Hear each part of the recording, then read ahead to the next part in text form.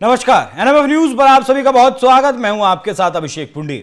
2023 के अक्टूबर से इजराइल लगातार युद्ध के मैदान में है। पहले गाजा ने उसके ऊपर हमला किया, उसके बाद इजराइल ने पलटवार किया और पलटवार ऐसा किया कि गाजा को तबाह कर दिया, फिलिस्तीन को भी लगभग तबाह कर दिया और अब उसके निशाने पर हिजबुल्लाह है, क्योंकि हिजबुल्लाह लगातार फिलिस्तीन का और साथ दे रहा था। अभी हाल फिलहाल में ही हिजबुल्लाह का जो चीफ था हसन नसरुल्लाह, उसे भी ढेर कर दिया गया, उसकी बेटी को भी ढेर कर दिया गया। ईरान इन सब के पीछे से गोटियां सेट कर रहा है। ईरान सबको पैसा मुहैया करवा रहा है, हथियार मुहैया करवाता है, ऐसा कहा जाता है, और ईरान के दम पर ही ये लोग उछलते हैं। लेकिन यहां खबर ये नहीं है। खबर ये है कि जिस तरीके से आपने पिछले दिनों देखा होगा कि दुनिया भर में एक ट्रेंड चलाया गया, all eyes on Gaza, all eyes on Rafah. फिलिस्तीन के लिए हिंदुस्तान में भी बहुत सारे लोग हैं, या फिर कहें कि विशेष समुदाय के जो लोग हैं, उन्हें अक्सर आंसू बहाते हुए, पोस्टर बैनर हाथ में लिए हुए, सड़कों पर मार्च निकालते हुए, या फिर फिलिस्तीन के समर्थन में ओवैसी जैसे नेताओं को भाषणबाजी करते हुए आपने अक्सर देखा होगा। लेकिन जिस देश सऊदी अरब को हिंदुस्तान के, पाकिस्तान के, बांग्लादेश के जो मुसलमान हैं वो अव्वल दर्जे का कहें या फिर अपना रहनुमा मानते हैं, जहां मक्का मदीना में ये लोग जाते हैं, उस सऊदी अरब ने फिलिस्तीन का समर्थन करने से इनकार कर दिया है। इस खबर को सुनकर शायद आपको यकीन नहीं होगा, लेकिन 5 जन्य ने एक ट्वीट किया जिसमें उसने बताया कि क्या कुछ कहा गया मोहम्मद बिन सलमान के द्वारा। सऊदी अरब ने मुसलमानों को दिया बड़ा झटका। सऊदी अरब के क्राउन प्रिंस मोहम्मद बिन सलमान ने फिलिस्तीन के खिलाफ बड़ा बयान दिया। मुझे फिलिस्तीन के मुद्दों से कोई फर्क नहीं पड़ता, मुझे फिलिस्तीन की कोई परवाह नहीं। मक्का और मदीना राजनीति की जगह नहीं है।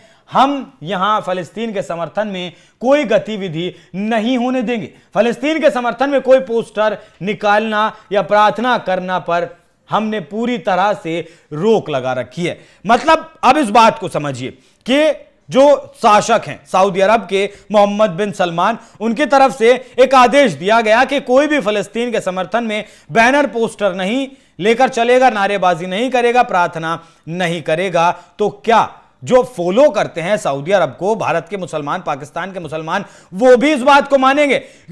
माफ कीजिएगा, क्योंकि एक ही दिन पहले महबूबा मुफ्ती, जो जम्मू कश्मीर जैसे राज्य की पूर्व मुख्यमंत्री रह चुकी हैं, उन्होंने अपने चुनाव प्रचार बंद का आह्वान कर दिया।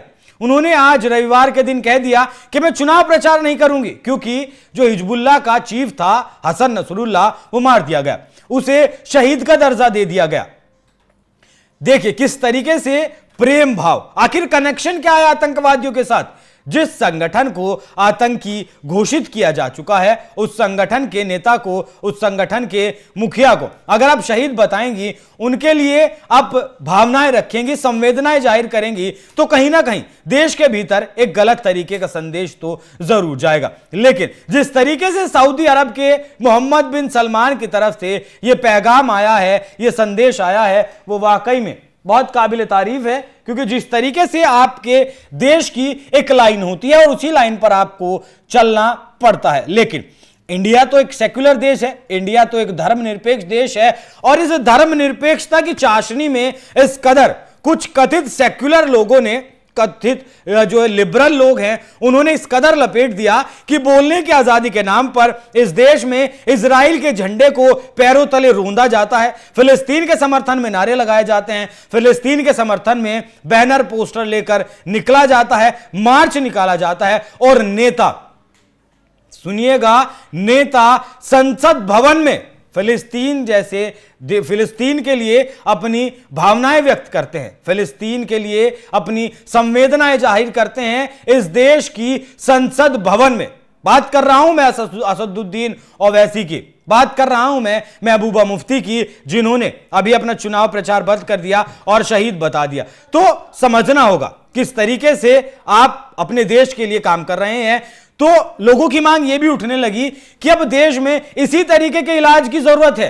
जो लोग अपने देश की लाइन से अलग हटकर, अपने देश की लीग से अलग हटकर काम करते हैं, बात करते हैं, फिलिस्तीन हो या गाजा हो या फिर हिजबुल्लाह हो, उनके समर्थन में नारेबाजी करती हैं, उनके इलाज के लिए केंद्र सरकार को वाकई में बहुत सख्त और गंभीर कानून बनाने की अब जरूरत है, जिससे कि देश की तरफ से, जो सरकार की तरफ से आदेश जारी किया जाए एक विदेशों को लेकर, उस पर आदमी अड़िग रहे। अगर नहीं रहे तो फिर उसे सजा, कानूनी रूप से ऐसी सजा दी जाए जिससे एक को सजा मिले और 10 लोग उसे देखें और फिर उसका अनुसरण करें। तो जिस तरीके से सऊदी अरब के मोहम्मद बिन सलमान का जो आदेश आया है, उस पर क्या कुछ आपकी राय, कमेंट कर हमें जरूर बताएं। धन्यवाद।